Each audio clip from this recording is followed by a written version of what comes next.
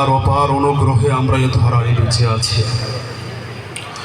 সকল সৃষ্টির উপর যিনি আমাদেরকে দিয়েছেন আশরাফুল মাখলুকাতের মর্যাদা, অগণিত গ্রহ নক্ষত্র ও তারকারাজির মাধ্যমে পৃথিবীকে করেছেন সুসজ্জিত। উত্তাল সমুদ্রের মাঝ হতে শুরু করে নশ্বর পৃথিবীর সবকিছুই যিনি নিয়োজিত করে দিয়েছেন আমাদের সেবায়। এত সব নিয়ামত রাজি পাওয়ার পরও কি আমরা কখনো কখনো তাকে ভুলে যাই না? ভুলে যায়, যা আমাদের জন্য কখনো কোনো সময়ে কাম্য ছিল না। তিনি চাইলে তো মুহূর্তের মাঝে চিনে নিতে পারেন এসব নিয়ামত, সকল অহংকার ও দম্ভ চূর্ণ করে দিতে পারেন সৃষ্টির সূচনা লগ্নে, যেমনটি ঘটেছিল ফেরেশতাদের সর্দার খ্যাত ইবলিসের সাথে।